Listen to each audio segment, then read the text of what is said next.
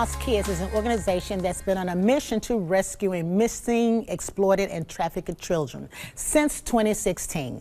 The good news is how their work is leading to them to open the Big Cedar Ranch to help the kids recover from their trauma. Welcome the founder and CEO of Saving Lost Kids and Big Cedar Ranch is Pastor Brian Callies, alongside Hunter Crawford. He's the regional manager of Jersey Michael Subs. Hey guys, and welcome back to Bluff City Live. Now I know what you're always talking about, Pastor, but I want Hunter, what are you doing here? Kind of tell us about how you guys came together. Well, we, Jersey Mike's, we've always believed in making a difference, and it's bigger than being a sub above. It's making a difference in people's lives. And, when we found Brian, it's exactly a perfect match, right? He makes a difference in kids' lives every day. And we thought that it was the perfect partnership, and we're so excited to see what happens. Was it a hard sell when you guys set up to collaborate and talk about the organization? When you guys met and talked about it? Not at all. Well, it was surprising. Jersey Mike's is a little bit unique in what they do. I've never seen an organization that really dedicates themselves the way they do to try to be an impact on the community like they are. Yeah. So not only are they great subs and they're great, a great organization, but it is the backstory. That's amazing. Yeah, anytime we have a business too that's also in Memphis that is also giving back to our community, that is just a win-win altogether.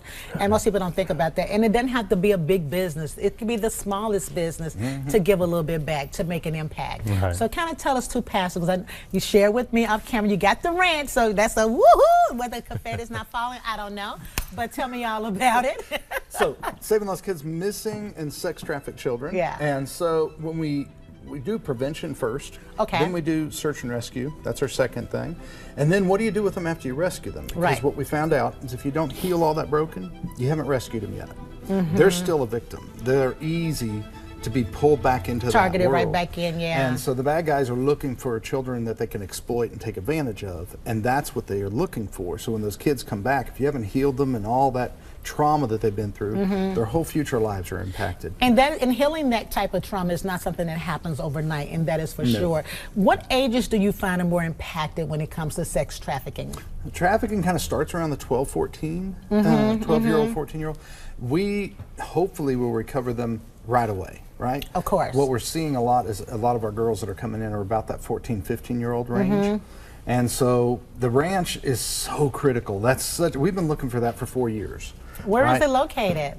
So it turned out to be in Middle Tennessee. We're not going to say the name or the exact place. That's fine. And so this will be a ranch that have Christian homes for children who need some healing. Right? And so those homes have Christian house parents. We pay the house parents to be house parents, and then about 4 girls per home. And then all the services you can think of around them, the therapies, the schooling, the you name it, complete wraparound. There's no need for them to technically leave the ranch to get that healing, and that gives them a safe haven so that they can start to process all that trauma that they've been through.